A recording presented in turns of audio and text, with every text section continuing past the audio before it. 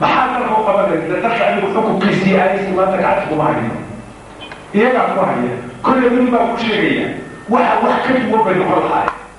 دولتنا برامج مع الصوماليين معجزات كان يوحى النوع أعمال كانت تدفع وطرية وياك بقية ومدة ونحية ودفع ونحية أيام الصوماليين هاي واحد الصوماليين مدة الحقوق هاي دليل الحقوق هاي تذكر القرار هاي وحنا قبل كان يبقى وبدأوا أيام أخذت ولا فكر شغل أمور هاي اعتراف ببدأ الكلام هاي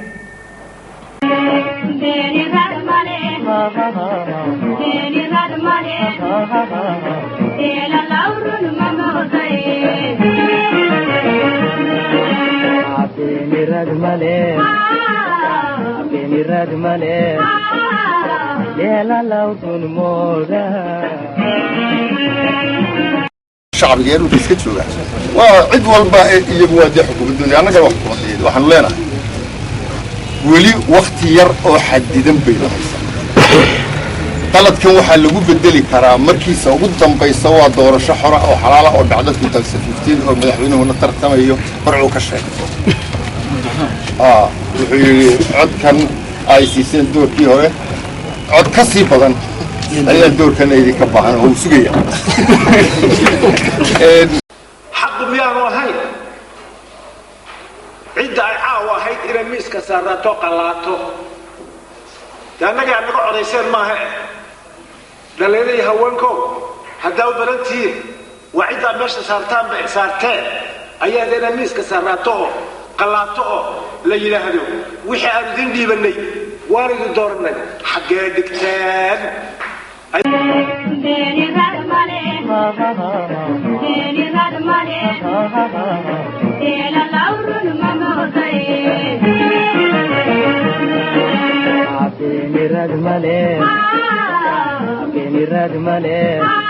waxaa laga diidiyaa maaha magaceeda ma leh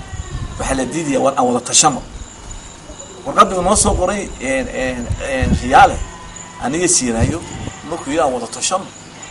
aan nidi qoraal ku soo qor uu qoraal ku soo qoray hadda waan tusay waxa ay taala waan hayaa koobiga guriga taala leedanta istuurkana ku qaan wada tashamo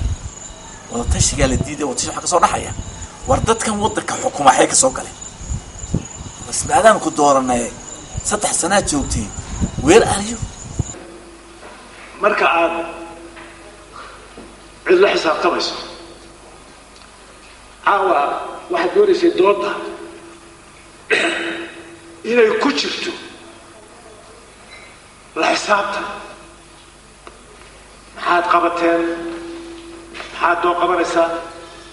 dhalinyarada xagee ka taagantihiin maxaad يعني كوي ما يقول سلام إذا نروح نقرأ تاني كالس ارتكبت كان هذا كان قدر مركب أبوه رئيسه حقه على يد واحد تاني عنده حلول يبتئ إلى الحساب طبعا أنا أقول حلول يبتئ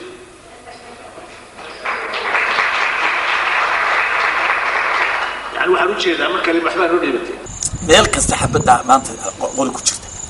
meel kasta waxa ku jirta dadkan iyo jabaa ku dhacay musuqmaasuq ka yaqaan maamul xumaanta dawlad wada garab yaa wadanka xukuma yaa xukuma wadankan siday hadda halka ay soo fariisto arwaan doodinay siday ha ka jawaab 20 su'aalo ka jawaab halkaas soo fariisto aniga korona markuu baxaya bal oran saadayaan oran ma jirto waa la isku sheegay markaynu ka sugayno mas'uuliyaadka iyo xilalka qaranka iyo wax u qabashada xilka ma wadaagno annaga iyo xilkii mas'uuliyadda haysa ma wadaagno xilkaas wuxuu toos u saaran yahay wasida halka walaalada ay kale maxamed xaaji maxamuud oo weydii maqlay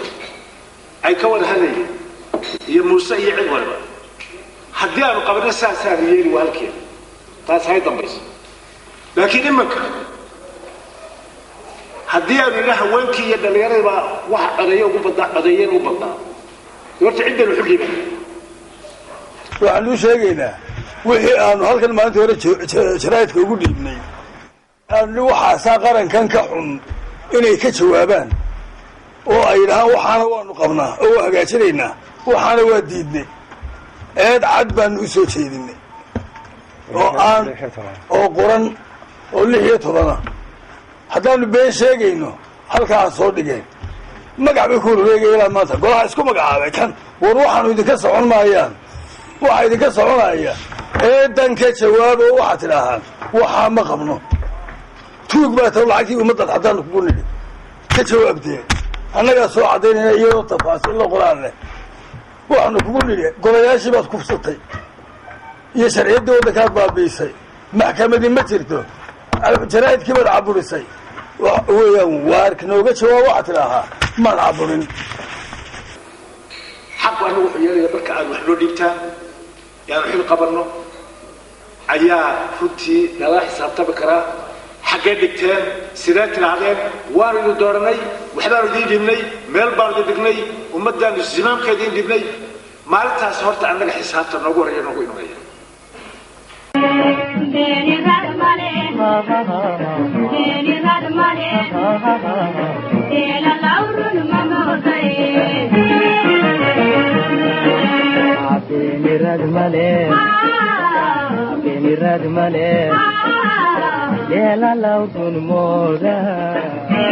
iyadoo weliba ay taasi dheer tahay iyadoo budgetka aanay ku jirin 4 meelood ee uu sheegay xildhibaan qabiille ee iyaguna imika madaxtooyada u hoosta kadib berbera wadooyinkii haamihii qandaraasyada waxaasoo dhan 2% bariga laftirkiisii iyagii baa la wareegay war waxaasoo lacaga cid xisaabisa weli maad aragtay xukuumaddu intay soo hor fadhiisatay intri sanadkan intaasoo la soo boqo 2% intaasoo noqon miyaa aragtaan iyagoo yidhi dekadii berbera intaasay noqoto wax transparency oo jira ma jirto qorobka meesha yaalla waxa weeye arrimo crisis keenay ayaa dalkii ka dhacay oo ah qaabkii dimuqraadiyadda iyo sharcigii dastuurka loogu talagalay wuu ka baydhay wey oo cid nidaamkii dalka u dhisnaa dawladda maanta ka dhisanay dheg bay jaraq sii wey markaa dadweynow waxgaradkiiow madax dhaqameedyadiiow mutacalimiintiiow rag iyo dumarba lahaa maxaynu yeelnaa su-aasha halka tili horta taase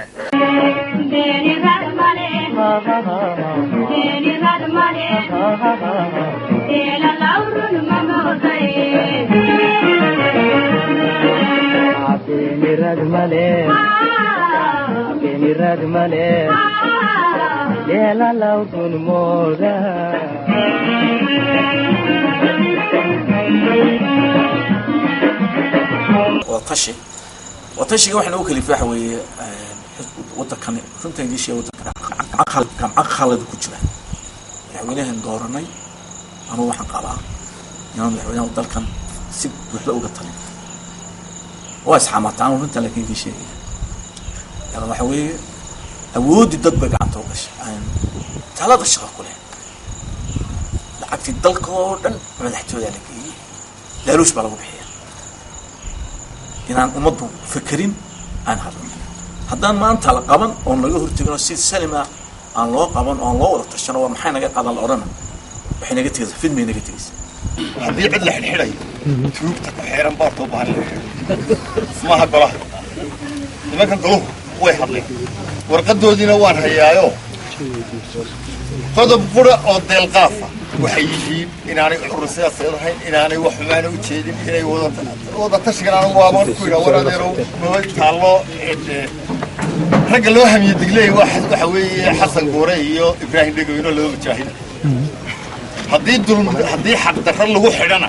waanu u hiirinaynaa oo waa ka dagaalamaynaa oo garabkoodaan istaagayna way u bareereen cabsiga u bareereen iyagoo aan u qalmin cabsiga u bareereen iyagoo aan gelin cabsiga u bareereen iyagoo mabaadidooda iyo aragtidooda iyo wadinidooda iyo xuquuqdooda siyaasadeed ku dagaala ayay u bareereen oo ay galeen marka horta iyaga mar walba waxaan bayeerinaa waxaana geesnimadaa muujiseen iyo halka kiilii hore iyo waxtarkaa dalka u tarayseen mid walba waad ku hambeyeynaa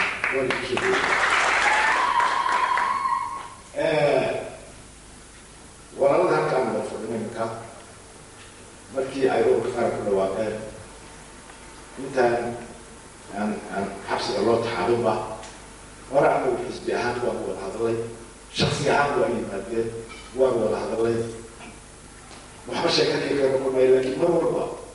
qalbisan iyo niyadsan xisbi haddaan nahay haddaan iyo wax la qabanano hadday wax nala qabanayaan haddaan isku darsaano kayga waxtaa mid walba diyaar baa u nagaa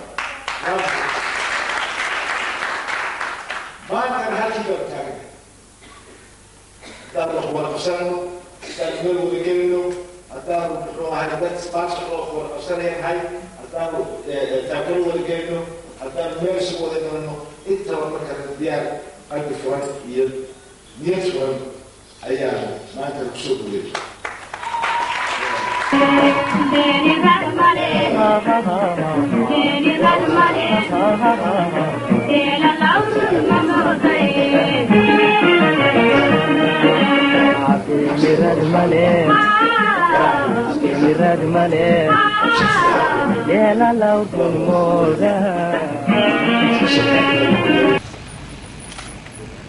waxaan kaloo doonay ka hadlo hortay igu yidhi saddex isba qurba wax yaa wadanka ka hadli kara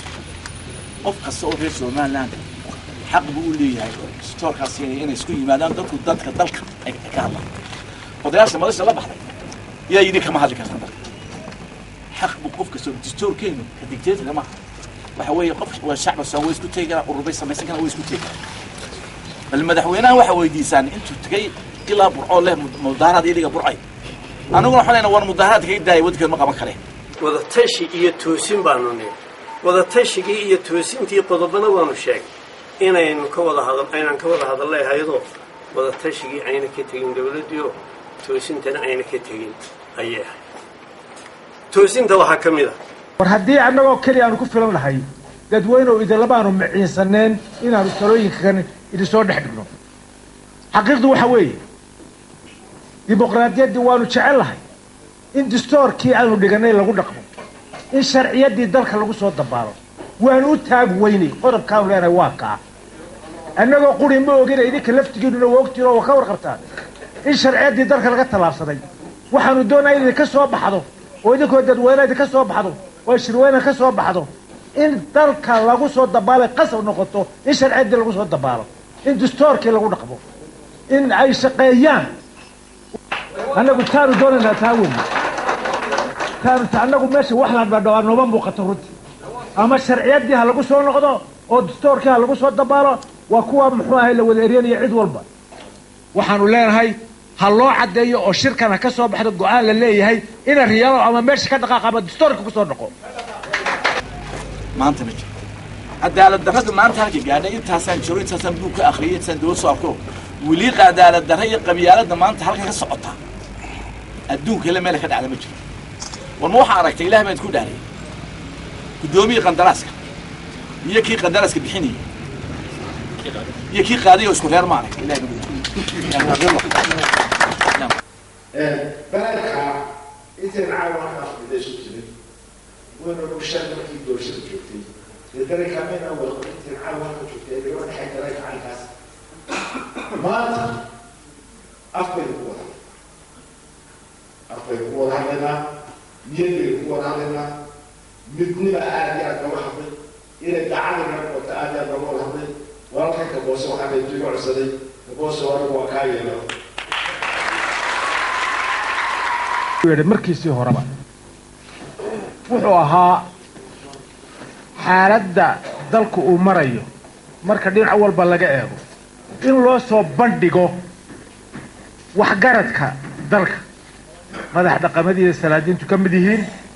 waxgarad kale ka mid yahay in loo soo bandhigo talooyinku iyaga ka soo baxaan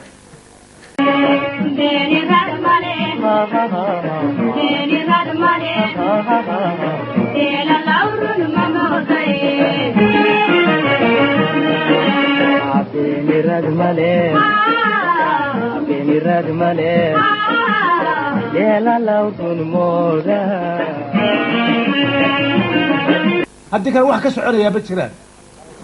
waa in dalka geedi socodkii hadda waxaa laga hadlay oo aada looga hadlay maxaa dadka u sheegtaan maxaa dadka ogeysiisaan waar markaynu sheegaynay alloogii in reediyaashiina laga xidhay oo wax kaloo annaga mooye laga caaya ayan jirin oo la madahla fuufiyey oo marka la ogyahay reediyogii qurahaya jiray muxuu ahay aanu wax dan qaran loo adeegsanayn oo aan axsaabta loo ogolayn oo gobollada loo ogolayn oo sidaa la sheegay kuwa kale oo dhammi ay wada leeyihiin waar waxa weeye dalku wuu marin habaabay ee ha la yidhahdo hadalku wuxuu ku kooban yahay ama oo dadweynahan hanala qaato oo shacbi ahaan ha loo qaato oo ha la yidhahdo ama dalka sharciyadda ha lagu soo dabaalo ama ha la tashado nidaamka maanta taagan ha laga tashado caqliga ma gasho wax suurtagalana ma aha in loo adeegsado hantidii qaranka warbaahintii qaranka in loo adeegsado xisbi quri adeegsado oo dhaleecaynta iyo ceebaynta iyo eeraynta shakhsiyaadka iyo axsaabta kale loo adeegsado ma aha meeshada kuma jirto waa gardarro waa xaqdarro waa dictatorship weeye waa tii siyaad barre samayn jiray nafteedii weeye waan cariya beel isku raro weeye wax allaaliya wixii magaranaysaay abuurkii abuuriyay iska horumaadka iyo burburka siyaad barre keenay dawladdii Soomaaliya burburto maanta way yaalaan markeen eexdii baa tahay qabiilkii baa yaala muslimiintii baa yaala tala xumaantii baa taala dictatornimadii waa tashilaanta taala bal adigu waa og tahayni bal idaacadan imanka halkan joogtay halkiisa iyo TV-ga halkiisa Soomaaliland ee qaran lagu sheegayo in aanu ka soo bixi karin qoran bal interview-ga maanta hadii la yiraahdo hal qoro jaraadku lacag baa la saxay qorin jaraadka qaranku reediyogu leeyahay waxaa jira jireedii mandeeq la yidhaahdo oo iyadana ummaddu xoolada ku qarshkaysay ee reediyo Hargeysa ummaddu oo dhanba ka dhaxaysa xoolii qarankaa ku baxa waxay ahayd inay ka dhaxeeyaan shacbiga oo dhan iyo ummadda iyo axsaabta oo dhan intaba waxaa loo adeegsadaa ayada iyo xumaynta xisbiyada mucaaradka ilaa waqtigii doorashada socday waqti qodobkaas waa qodob xaaraan